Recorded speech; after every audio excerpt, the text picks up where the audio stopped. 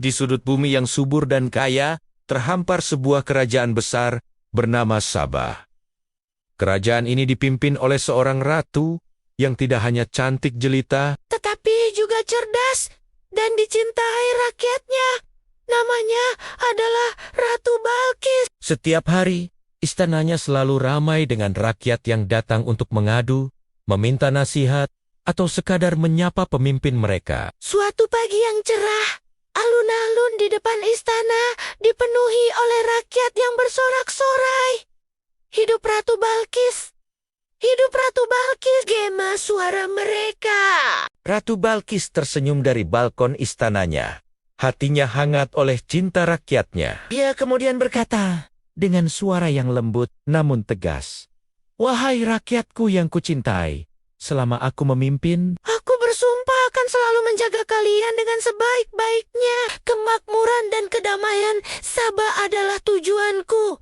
Rakyat pun semakin bersorak, percaya pada janji ratu mereka. Kehidupan di kerajaan Sabah berjalan damai dan makmur. Ratu Balkis memerintah dengan adil dan para penasihat istana selalu membantunya mengambil keputusan terbaik. Namun, suatu hari, kedamaian itu sedikit terusik oleh sebuah kabar baru. Sekelompok pedagang yang baru saja kembali dari perjalanan jauh menghadap sang ratu. Wajah mereka tampak bersemangat. "Ampun, Ratu," kata salah seorang pedagang. "Dalam perjalanan kami melintasi sebuah kerajaan yang luar biasa. Kerajaan itu dipimpin oleh Seorang raja bernama Sulaiman. Kami mendengar bahwa Raja Sulaiman bukan hanya kaya raya, tetapi juga sangat bijaksana dan memiliki kekuatan yang tak tertandingi." Para pedagang lain menimpali, menceritakan kehebatan istana Sulaiman yang konon dibangun oleh jin dan kemampuannya berbicara dengan binatang. Ratu Balkis mendengarkan dengan saksama. Sebagai seorang pemimpin yang selalu haus akan pengetahuan, cerita tentang Raja Sulaiman ini sangat menarik perhatiannya. "Benarkah begitu?" Tanya Ratu Balkis. Matanya berbinar penuh rasa ingin tahu. "Aku belum pernah mendengar tentang raja sehebat itu." "Aku ingin mengenalnya lebih jauh. Aku ingin tahu, apakah kebijaksanaannya benar-benar melebihi semua raja yang pernah ada?" Keingintahuan Ratu Balkis ini menjadi awal dari sebuah perjalanan yang akan mengubah takdir kerajaannya selamanya. Ia merasa ada sesuatu yang istimewa dari nama Sulaiman.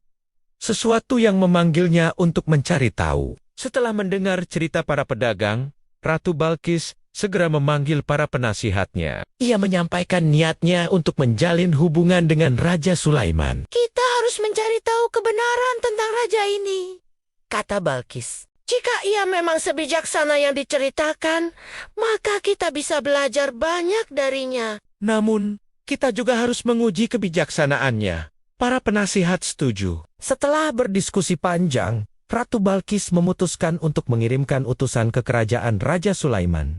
Tapi, bukan utusan biasa. "Utusan ini akan membawa hadiah terbaik dari kerajaan Sabah. Siapkan hadiah paling berharga yang kita miliki," perintah Ratu Balkis. "Pilih emas dan permata terbaik, parfum terwangi, dan kain sutra terhalus. Bawakan semua itu untuk Raja Sulaiman sebagai tanda persahabatan kita."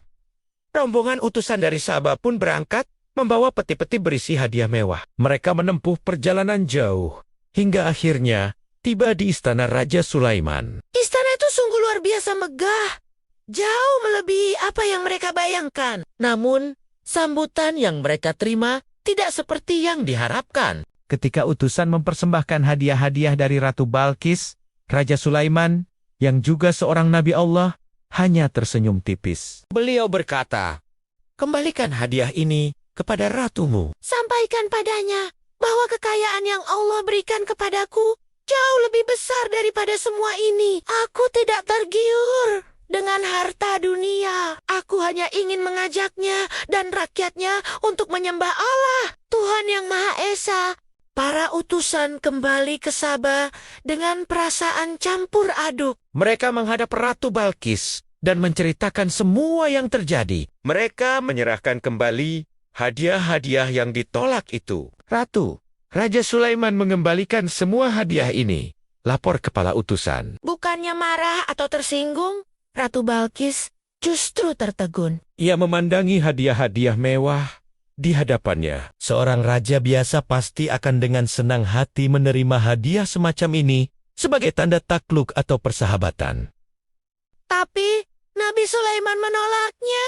Oh, desar Ratu Balkis pelan sekali. Ia benar-benar bukan raja biasa. Ia tidak silau oleh harta. Ia benar-benar bijaksana dan memiliki prinsip yang kuat. Penolakan Sulaiman justru semakin meyakinkan Balkis bahwa ia harus bertemu langsung dengan raja yang luar biasa ini. Maka, Ratu Balkis pun membuat keputusan besar. Ia akan datang sendiri ke kerajaan Nabi Sulaiman, bukan sebagai penakluk atau yang ditaklukkan, tetapi sebagai seorang pencari kebenaran. Ia menyiapkan rombongan besar dan berangkat menuju istana Nabi Sulaiman. Sementara itu, Nabi Sulaiman yang telah mengetahui kedatangan Balkis ingin menunjukkan salah satu mukjizat dari Allah. Ia bertanya kepada para pengikutnya, "Siapakah di antara kalian yang sanggup memindahkan singgasana Ratu Balkis ke sini?" Sebelum ia tiba, seorang alim yang memiliki ilmu dari kitab suci berkata, "Aku akan membawanya kepadamu dalam sekejap mata." Dan benar saja. Sebelum Nabi Sulaiman berkedip, singgasana megah Ratu Balkis sudah berada di dalam istananya. Ketika Ratu Balkis dan rombongannya akhirnya tiba, mereka disambut dengan hangat oleh Nabi Sulaiman. "Selamat datang di kerajaanku, Ratu Balkis," sapa Sulaiman dengan ramah. Mata Balkis langsung tertuju pada sebuah singgasana yang sangat dikenalnya. "Apakah ini singgasanamu?" tanya Nabi Sulaiman. Balkis terkejut bukan main. Ia menjawab, "Sepertinya ini memang singgasanaku." Ia tak habis pikir bagaimana singgasananya bisa berada di sini lebih dulu darinya. Kejadian ini semakin membuktikan kebesaran kuasa Allah yang dimiliki oleh Nabi Sulaiman. Pertemuan antara Ratu Balkis dan Nabi Sulaiman menjadi sebuah diskusi yang penuh dengan kebijaksanaan. Balkis, yang awalnya datang untuk menguji, kini berubah menjadi seorang murid yang haus akan ilmu. "Aku datang bukan untuk berperang atau memamerkan kekayaan," kata Balkis dengan tulus. "Aku datang untuk belajar darimu dan menjalin persahabatan." Nabi Sulaiman pun dengan senang hati berbagi pengetahuannya. Ia tidak hanya mengajarkan tentang cara memimpin sebuah kerajaan dengan adil, tetapi yang lebih penting, ia mengenalkan Balkis kepada satu-satunya Tuhan yang patut disembah, yaitu Allah. Mereka berdiskusi panjang, saling bertukar pikiran, dan saling memberi pelajaran berharga. Ratu Balkis akhirnya menyadari bahwa selama ini ia dan rakyatnya telah tersesat dengan menyembah matahari. Setelah beberapa waktu berada di kerajaan Nabi Sulaiman dan memeluk keyakinan yang baru, Ratu Balkis merasa sudah waktunya untuk kembali ke negerinya, Sabah. Ia pamit kepada Nabi Sulaiman dengan membawa bekal yang jauh lebih berharga daripada emas dan permata. Bekal itu adalah iman dan kebijaksanaan. Kepulangannya disambut meriah oleh seluruh rakyat Sabah yang telah merindukannya. "Ratu telah kembali! Ratu telah kembali!" Sorak mereka gembira. Ratu Balkis berdiri di hadapan rakyatnya. Wajahnya memancarkan cahaya kedamaian yang baru. Ia berkata, "Wahai rakyatku, aku pergi membawa hadiah. Dan kini aku pulang membawa sesuatu yang jauh lebih mulia. Aku membawa kebijaksanaan baru untuk kita semua.